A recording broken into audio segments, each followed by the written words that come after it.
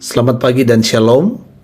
Kita berjumpa kembali dalam renungan pagi bersama dari cabang kebaktian Bogor, edisi Kamis 21 Oktober 2021. Kita siapkan firman Tuhan 2 Raja-Raja 20 ayat 12 sampai 21. Mari kita berdoa. Bapa, kami bersyukur atas karunia-Mu di hari ini.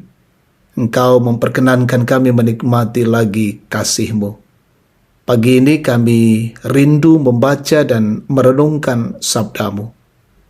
Kami mohon Roh Kudus memimpin kami, membuka pikiran-pikiran kami, sehingga kami memahami firman Allah dan dimampukan untuk melakukannya dalam hidup ini. Berbicaralah kepada kami ya Tuhan, kami siap mendengarkan firman-Mu. Dalam nama Tuhan Yesus kami berdoa. Amin. 2 Raja-Raja pasal 20 ayat 12 sampai 21. Hizkia dan para utusan dari Babel. Pada waktu itu, Merodak Baladan bin Baladan Raja Babel menyuruh orang membawa surat dan pemberian kepada Hizkia, sebab telah didengarnya bahwa Hizkia sakit tadinya. Hizkia bersuka cita atas kedatangan mereka. Lalu diperlihatkannya lah kepada mereka segenap gedung harta bendanya, emas dan perak, rempah-rempah dan minyak yang berharga, gedung persenjataannya, dan segala yang terdapat dalam perbendaharaannya. Tidak ada barang yang tidak diperlihatkan Hizkia kepada mereka di istananya dan di seluruh daerah kekuasaannya. Kemudian datanglah Nabi Yesaya kepada Raja Hizkia dan bertanya kepadanya, "Apakah yang telah dikatakan orang-orang ini? Dan dari manakah mereka datang?" Jawab Hizkia, "Mereka datang dari negeri yang jauh, dari Babel." Lalu tanyanya lagi, "Apakah yang telah dilihat mereka di istanamu?" Jawab Hizkia, "Semua yang ada di istana telah mereka lihat. Tidak ada barang yang tidak kuperlihatkan kepada mereka di perbendaharaanku." Lalu Yesaya berkata kepada Hizkia, "Dengarkanlah firman Tuhan. Sesungguhnya suatu masa akan datang bahwa segala yang ada dalam istanamu dan yang disimpan oleh nenek moyangmu sampai hari ini akan diangkut ke Babel. Tidak ada barang yang akan ditinggalkan, demikianlah firman Tuhan. Dan dari keturunanmu yang akan kuperoleh akan diambil orang untuk menjadi sida-sida di istana Raja Babel." Hizkia menjawab kepada Yesaya, "Sungguh baik firman Tuhan yang engkau ucapkan itu." Tetapi pikirnya, "Asal ada damai dan keamanan seumur hidupku."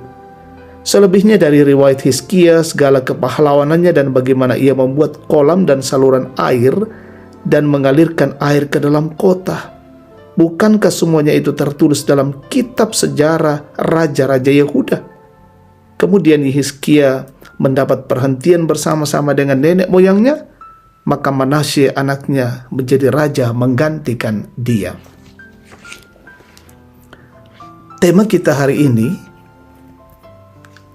membanggakan harta.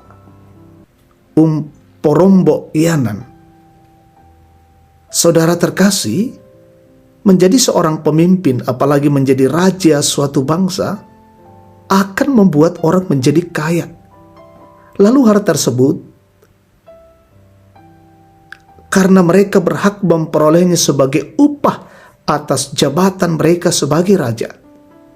Sehingga tidak mengherankan jika seorang raja memiliki kekayaan yang sangat melimpah. Tak terkecuali Raja Hizkia yang juga hidup dalam kekayaan. Tuhan memberkati bangsa Israel sehingga mereka hidup makmur. Bahkan Raja Hizkia juga mendapatkan kekayaan yang sungguh banyak. Tetapi hal tersebut tidak membuat Raja Hizkia merendahkan hati. Dia justru dengan bangga memamerkan kekayaannya kepada utusan Raja Babel yang datang menjenguk Raja Hizkia yang baru saja sembuh.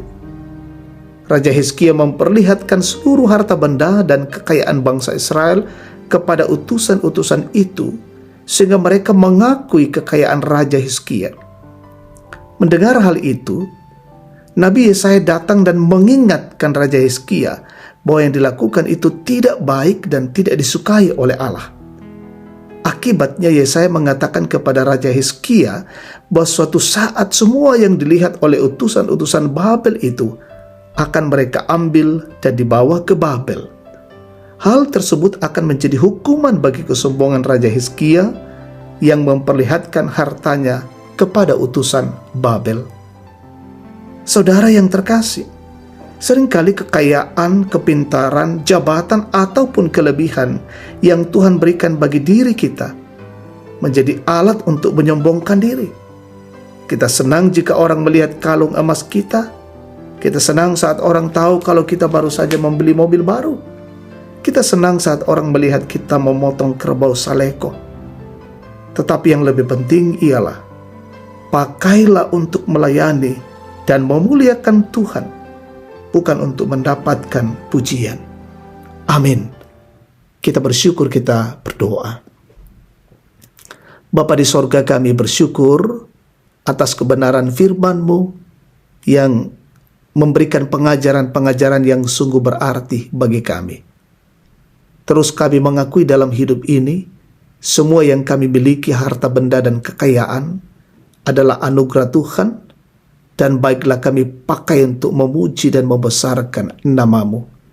Kami pergunakan dalam kehidupan ini bukan untuk mendapatkan pujian, tetapi semata-mata untuk kemuliaan bagi nama Tuhan. Kami berdoa untuk persiarahan hidup kami hari ini. Tuhan tolong, pimpin dan sertai kami, keluarga kami, jemaat Tuhan, saudara-saudara kami dimanapun berada. Lingkupi dengan kasih setia-Mu dan menikmati anugerah kasih berkat-Mu hari ini, dan juga menjadikan firman Tuhan sebagai pegangan hidup. Berdoa untuk jemaat Tuhan yang aktif bekerja hari ini, berkati. Yang mencari pekerjaan Tuhan karuniakan. Yang sementara studi berikan hikmat, tambahkan kecerdasan, dan terus berjuang dengan baik. Yang sakit Tuhan sembuhkan, yang lalai ketuk batin mereka. Yang berduka hiburkan. Yang dalam masa tua dikuatkan oleh Tuhan. Menghadapi begitu banyak pergumulan-pergumulan, tekanan-tekanan hidup, topang dan teguhkan mereka. Yang bersyukur karena keberhasilan, pendidikan, pekerjaan dan usaha, sembuh dari sakit, bahkan yang berulang tahun hari ini. Sempurnakan syukur mereka semua. Berkati pemerintah kami hari ini, diberikan hikmat, menjalankan roda pemerintahan tetap memihak pada kebenaran dan keadilan, dan negeri ini dalam kondisi tentram, menuju kepada sejahtera, Indonesia maju dan Indonesia tangguh. Jauhkan kami dari gangguan-gangguan hari ini, kami lewati dengan penuh kasih dari-Mu. Ini syukur dan doa kami persembahkan di dalam nama Tuhan Yesus, Tuhan dan Juru Selamat.